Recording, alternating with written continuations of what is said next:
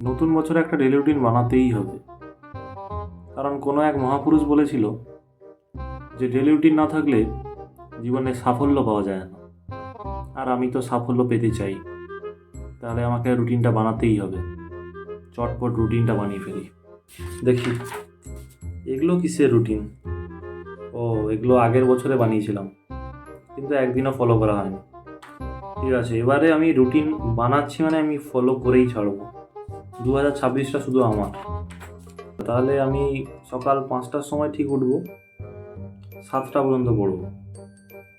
তারপরে ব্রেকফাস্ট করব, ফ্রেশ হয়ে নেব, ঠিক 7:30টার সময় আবার পড়তে বসে যাব। একদম টাইম নষ্ট করা যাবে না। তারপরে টানা 12টা পর্যন্ত পড়বো।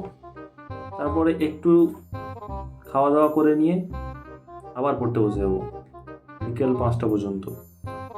পড়া মানে এই বয়সটা না পড়লে কিছু সম্ভবই না। পড়াশোনা ছাড়া কিছু করা উচিত?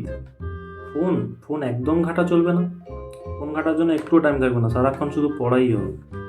6টার সময় উঠে একটু এদিক ওদিক বাইরে ঘুরে নেব, তারপরেই আবার পড়তে বসে যাবো রাত 12টা পর্যন্ত। খাওয়া দাওয়া পরে হবে, পড়াশুনো আগে। এই হলো আমার রুটিন। আজকের আর ফলো করার দরকার নেই, কালকের থেকে ফলো করবো।